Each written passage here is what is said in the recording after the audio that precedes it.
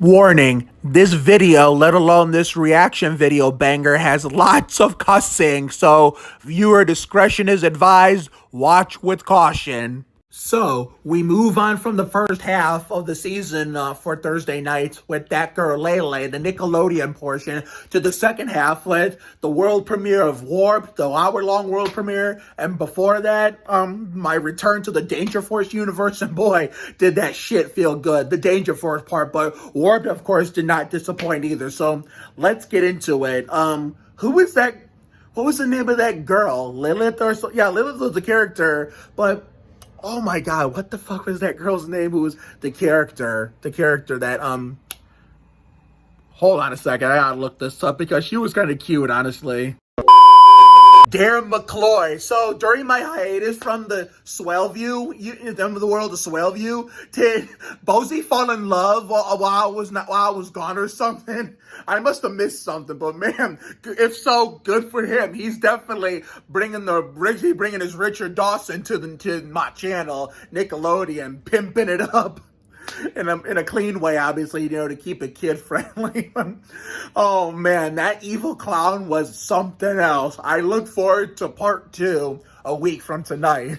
Goodness gracious. I mean, what? I mean, if oh my god, what's Schwaz? If Schwaz said promise if Schwaz okay, fuck off notification. If Schwaz promised the crew that he was going to keep the secret, the secret was going to be safe with him, why the fuck did he tell Ray anyway? I mean, why did he tell Captain Man anyway? It just proves that Schwaz can't keep a goddamn secret, and that he has a big mouth. It's like, he always has to open it up and let the beans spill beforehand, he promises that it'll be safe with him. So that's probably why Captain Man was punishing him too, because he thought he was off. Schwaz thought he was off the hook, just because he probably let the secret spill anyway, just to take care of the situation faster instead of hiding it from him too long, making Captain Man / Ray think everything was all right. I mean, Captain Man sounded he was living la vida loca. So I have to say that shit after what happened last night. Yeah, at the basketball game. Oh, you can find on my YouTube channel, which is also where this video and the next one, the pivoting reaction video, is going to be. But the fill-in powers, the non-living powers actually were working, but of course Bozy's would be the one to fuck it up like Fabrizio Berto, and Captain Man even noticed that. That's probably, that explains why he came to save them, because he ended up finding out, behind the Danger Force's back, as to them losing their powers, and what's Havon Flores' character's name? I'm a little rusty trying to remember everybody's name, but the one who does the lightning, the red lightning. Captain Man asked them to turn in their gum. Oh my god, she had a shitload of gum in her mouth, to the point where you could see clearly, and it was all making it all germy, like Jeremy Mayfield. That was probably the funniest part about tonight's Danger Force episode.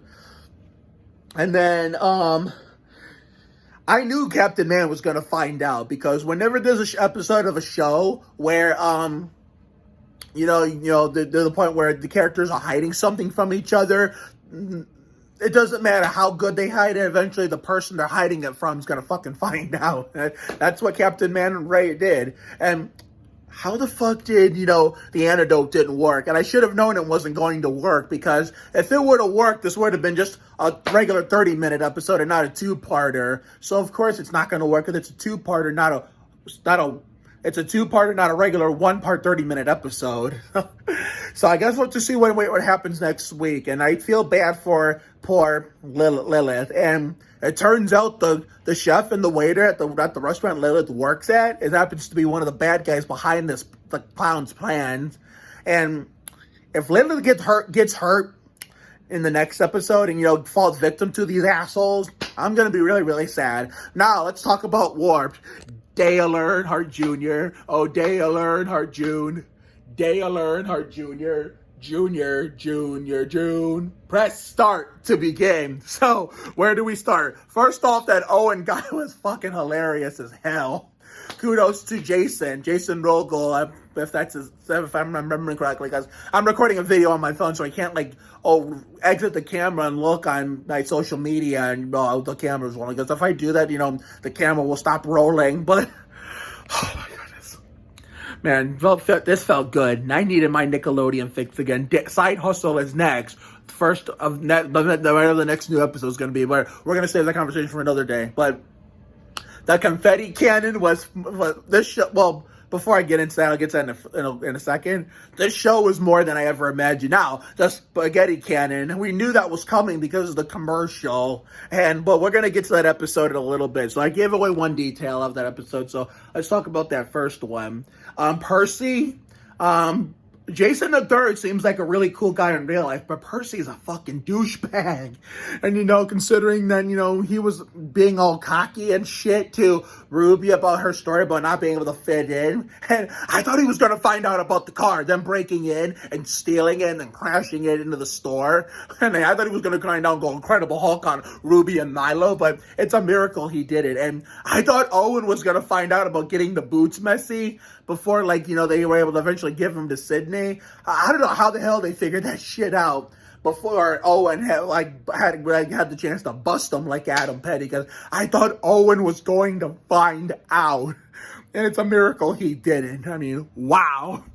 They got away with that one, because usually the shit's not supposed to happen. Well, it was big.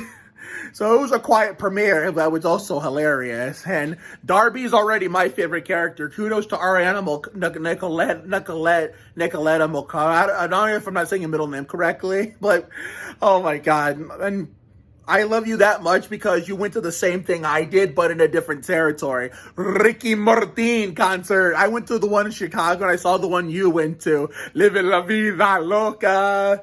Ella stufina. Si de verdad te toca. Yep, I can sing that song in Spanish while we're talking about Ariana Mocara, Ricky Martin, and going to a concert, Ricky Martin in general.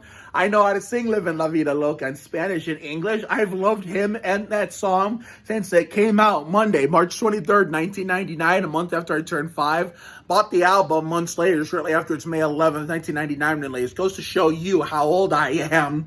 And I know how to sing every word to almost every song of his in Spanish. There are some songs out there that I've heard of and listened to, but I don't know the words to. I know the chorus to Pégate, but that's it.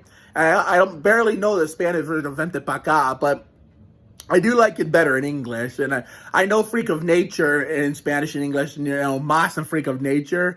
And I can sing some Ricky songs in Portuguese too. There's a lot of them I can sing in Portuguese that were originally Spanish language songs. There's one song of his that has some French lyrics in it. There's an English French version, a Spanish French version, and all English version. I can sing all three of them. I might be a little rusty if I go back to that one. I haven't sung that shit in years. Vous voulez-vous coucher mon amour de toi? C'est moi qui vais répéter demain. Il faut oublier de te avoir.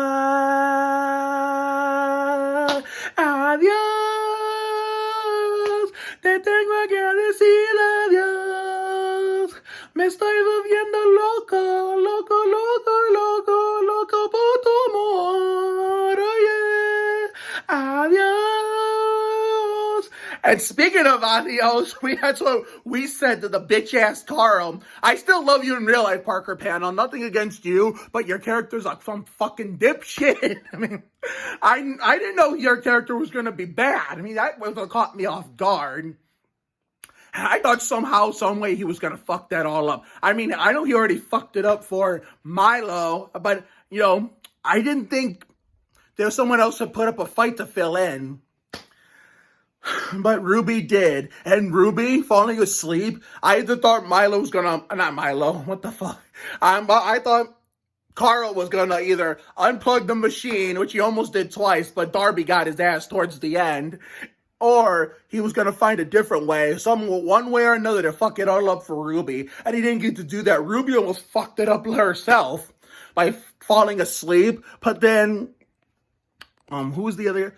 Hurley saved the day like Brian Vickers, and number one rule of real life, comparing real stuff people do, our favorite actors on our favorite shows do in the show that you shouldn't do in real life: drink snow globe water. I bet you the shit's poisonous in real life. I wanted to get that off my chest from the first episode, but they, what